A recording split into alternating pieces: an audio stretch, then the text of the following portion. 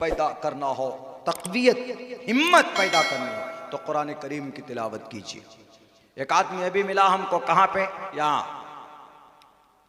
ये कौन सी तारीख, 5 तारीख से हावड़ा से मैं बैठा टाटा जमशेदपुर जाने के लिए ट्रेन में, एसी के डब्बे में हम बैठे, सीट नंबर 4 पे हम बैठे, तो उनकी सीट नंबर 5 और 6, थर्ड एसी में एक तरफ 3 सीट होती है, एक केबिन में 8 सीट होती है, एक तरफ 3 एक तरफ 3, साइड में 2 होते, तो मेरी 4 नंबर की सीट थी, लोअर बर्थ थी। 4-5 घंटे का सफर था, हम बैठे, बैठने के बाद हमें नींद आ गई। खैर खड़गपुर पहुंचे तो खड़गपुर में एक मियाँ एक बीवी दोनों आए, आके बैठे। पता नहीं हम ही को सफर में क्यों ऐसे लोग मिल जाते। तो एक टीका लगाए हुए थे, पैंट शर्ट में थे, ब्राह्मण होगा, ठाकुर होगा, और दूसरी उसकी बीवी थी। वो बैठ गए, हम लेटे हुए थे। उन्होंने कहा कि सर ये मेरी सीट है, बैठने दीजिए। हमने कहा कोई बात नहीं, बैठो। तो मेरा पैर उनको टच किया, ऐसे करके लगा, तो वह हंस के बोलता, हंस के, उसकी एक आदत बहुत अच्छी थी, कोई भी बात बोल रहा था ना, वो गुस्से वाली भी बात हंस के बोल रहा था, हंस के, गुस्से वाली भी बात। तो मुझे गुस्सा नहीं आ रहा था क्योंकि हंस के बोल रहा था। खंदा पेशानी जिसको बोलते हैं, किसी से मिल रहे हैं तो हंस के बात कर रहे हैं, तो हंस कर बोलता था कि सर आपका पैर लग रहा है मेरी पैंट में, थोड़ा उधर कीजिए ना पैर। मैंने कर लिया जी। मैं थोड़ा तिरछा होके बैठा था तो सही होके बैठ गया, चलो शायद दिक्कत होगी इनको। कुछ लोग होते सफर अफर में अगर थोड़ा बदन टच करे ना, सर थोड़ा इधर होके बैठिए ना, ऐसे लोग बहुत होते हैं, छुआछूत वाले जो होते हैं, छुआछूत। तो उसके बाद 5-10 मिनट के बाद मेरा पैर, मेरी जूती उसके बैग को टच किया, बैग को, जो बैग नीचे रखा हुआ था उनका। तो बोला सर आपकी जूती मेरे बैग को टच कर रहा है। तो मुझे बहुत ज़्यादा गुस्सा आया। मैंने कहा ऐसा है, अगर आपको इतना ही टचिंग प्रॉब्लम है, अब बार बार बोल रहे हैं कि आपका पैर लग रहा है, आपका जूता लग रहा है, तो आप ऐसा कीजिए ना, एक पूरा डब्बा ही बुक कर लेते आप, पूरा कोच, पूरा डब्बा बुक कर लेते, अकेले खूब टांग फैला के जाते आप भूखे मर जाते तो कोई देखने भी नहीं आता आपको। हमने कहा ट्रेन में ऐसा चलता है। तो खैर बोला नहीं थोड़ी सी एडजस्ट कर लीजिए ना। हमने कहा ठीक है एडजस्ट कर लेते हैं जी। फिर भी ठीक होके बैठ गए जी। चलो आधे घंटे के बाद फिर वही, सर ये बैग आपका थोड़ा इधर है, इधर कर लीजिए। पता नहीं क्या प्रॉब्लम थी उनको। मैं इसी हैयत में था, अपनी टोपी दाढ़ी में ही रहते हैं, ब्लेजर वगैरह पहन के हम सफर में रहते हैं, शेरवानी तो पहनते नहीं। तो उन्होंने, मैं समझ गया, मैंने कहा थोड़ा इलाज करना जरूरी है इसका। पूरे 1-1.5 घंटा हो गया, परेशान हो गया मैं उससे। हमने कहा कि अब कोई बात नहीं। अच्छा वहां और जो सामने जो 2 लड़के थे वो स्टूडेंट थे, उनको भी प्रॉब्लम हो रही थी, उन दोनों लड़कों की। ये कौन आदमी आके बैठ गया जो बार बार बोल रहा है यहां टच हो रहा है, वहां लग रहा है, वहां लग रहा है। हमने कहा कि ये मर्द है क्या औरत है? टचिंग प्रॉब्लम तो औरत को बोलती, डोंट टच मी। औरत को टच नहीं कर सकता कोई जेंट्स, गैर महरम। तो ये उसकी बीवी भी बैठी हुई है साथ में। तो मैंने कहा कि इसका इलाज करना जरूरी है। मैंने उनको कहा, मैंने कहा मैं समझता हूं सर, पता आपको क्या प्रॉब्लम है? आप शायद ब्राह्मण हैं। बोला हाँ मैं ब्राह्मण हूं बिल्कुल। हमने कहा तो ठीक है, ब्राह्मण है तो आपको ऐसा लग रहा है कि मैं शूद्र हूं, मैं मलेच्छ हूं। मलेच्छ भाषा कीर्ता तैन वैद वाक्य प्राण मुखा। तो उन्होंने, हमने कहा कि मैं मलेच्छ लग रहा हूं। मलेच्छ मतलब नापाक के भी आते हैं, मलेच्छ मतलब सबसे पुराना आदमी के भी आते हैं मलीच। मैंने कहा कि मैं मलीच लग रहा हूं ना आपको, नापाक लग रहा हूं इसीलिए, क्योंकि दाढ़ी है, टोपी है, मौलाना साहब दिख रहा हूं, और फिर आप ब्राह्मण हुए। ब्राह्मण ब्राह्मण सगहा तमण, बड़े ब्राह्मण हैं। तो हमने कहा, वो हंसने लगे, बोला नहीं ऐसी कोई प्रॉब्लम नहीं है, लेकिन फिर भी अलग अलग रहना चाहिए आदमी को। हमने कहा कि नहीं मैं जानता हूं, ये आप नहीं बोल रहे हैं, आपके अंदर जो नफरत भरा गया है ना वो बोल रहा है। तो उन्होंने कहा कि नहीं मौलाना ऐसा कुछ नहीं, आप जो समझ रहे हैं। मैंने कहा इसका भी इलाज किया। इस नफरत का इलाज वेद व्यास जी ने 7872 साल पहले किया। उठाओ, पुराण के अंदर कहा गया शूद्रो ब्रह्मण तामिति ब्रह्मण चैति शूद्रताम क्षेत्रियो याति वितरत्वम विघाद्वीच्यम तथे चचा सेक एवात्रपति परजानाम कथम पुनर्जाति कीर्ता पर भेदा।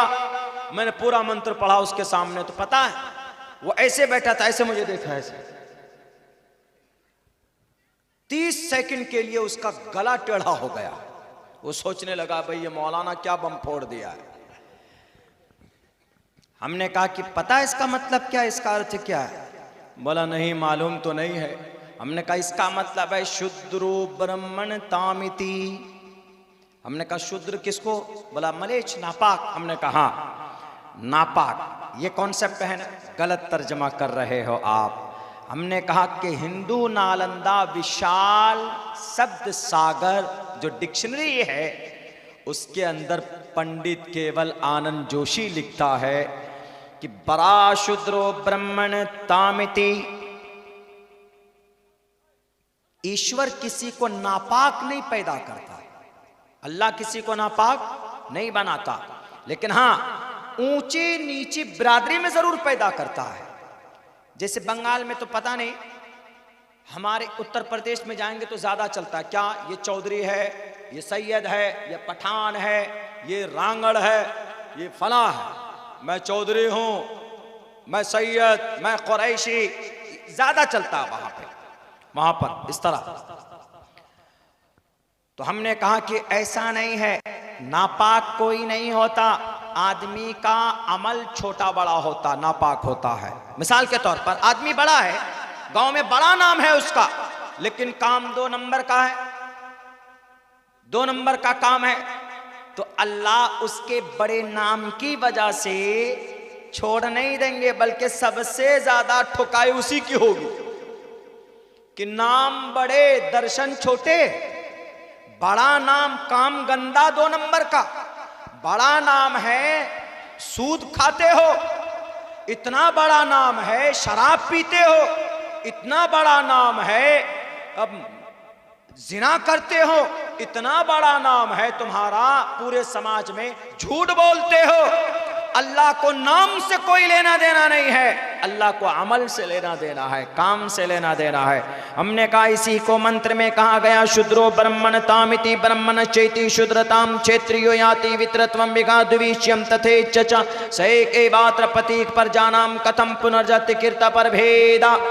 फिर क्या बोलता है मौलाना, आपके कुरान में भी तो है, आपके कुरान में भी तो बिरादरी है, आपके कुरान में जात पात है। हमने कहा कहाँ बताओ? बोला हमने सुना है कि आपके कुरान में अल्लाह ने अलग अलग कबीले बना दिए हैं, अलग अलग जात बिरादरी बना दिया है। हमने कहा ऐसा नहीं है, अल्लाह ने कुरान करीम के अंदर इंसानों को पैदा करने के बाद यूँ कहा वजअलनाकुम शुऊबन व क़बाइल, हमने तुम्हारे अलग अलग शोबे बनाए, व क़बाइल और अलग अलग कबीले बनाए।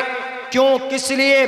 गर्व करने के लिए नहीं, फख्र करने के लिए नहीं, बल्कि वह क़बाइल लितारफ़ू, पहचानने के लिए, इंट्रोडक्शन के लिए कि भाई ये कौन से बरादरी के लोग हैं, कि भाई ये सैयद बरादरी के लोग हैं, ये कौन से बरादरी के लोग हैं, भाई ये इंसारी बरादरी के लोग हैं, ये कौन से बरादरी के लोग हैं, ये शेख बरादरी के लोग हैं, ये कौन से बरादरी के लोग हैं, ये पठान बरादरी के लोग हैं, ये कौन से बरादरी के लोग हैं, ये खान बरादरी के लोग हैं। लेकिन सिर्फ बरादरी की बुनियाद पर, खान पठान सैयद और अंसारी की बुनियाद पर अल्लाह के नज़र में कोई मुकर्रम महबूब हो सकता है क्या? नहीं। अल्लाह ने दूसरी जगह पर वाज़े लफ्ज़ों में किया है वजअलनाकुम शुऊबन व क़बाइल लितारफ़ू, तारुफ के लिए, पहचान के लिए अल्लाह ने अलग अलग कबीले बनाए, फ़ख्र के लिए नहीं।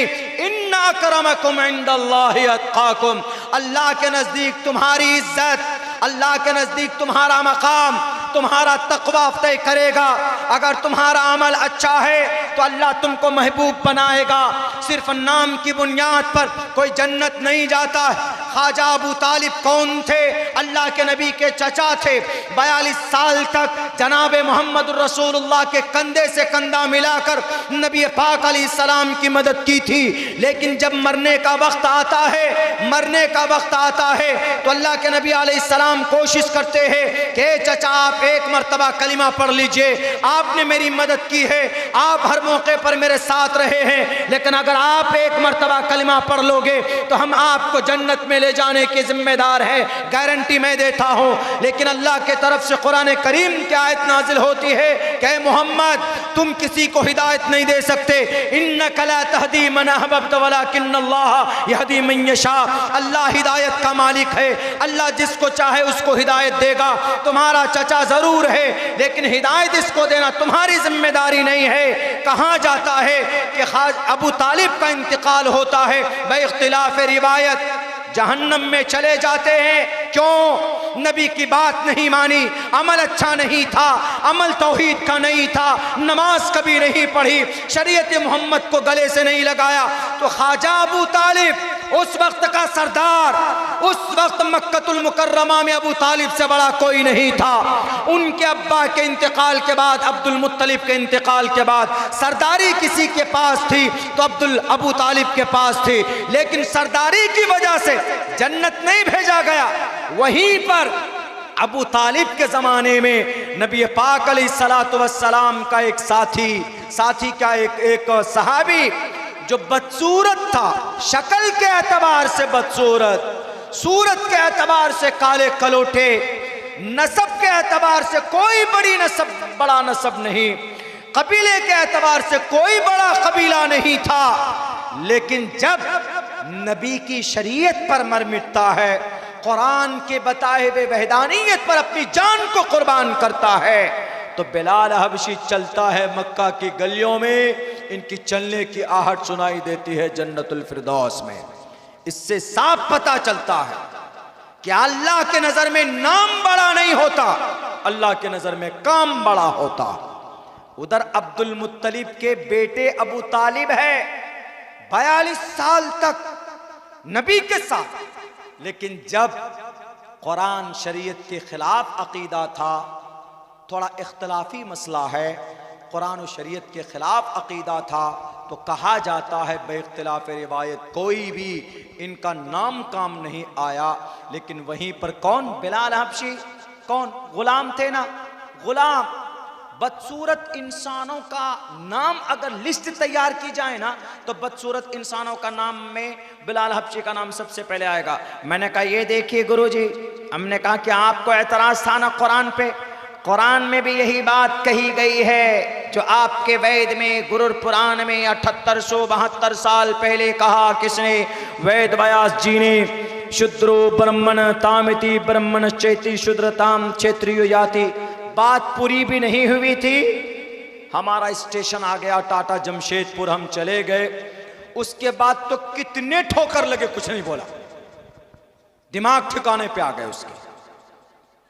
पहले से अपना भाव जमाते हैं ना, उसके बाद तो हाथ भी लगे, पैर भी लगे, हाथ भी मिला, लीजिए, हाँ हाँ, बहुत अच्छी बात है, बहुत अच्छा आदमी है, यू आर गुरु ज्ञानी। हमने कहा गुरु ज्ञानी की बात नहीं है, ये जो भूसा भरा हुआ है ना इस्लाम के ताल्लुक से, मुसलमानों के ताल्लुक से, हमेशा कि भाई नापाक होते हैं, ये अच्छे नहीं होते हैं, जालिम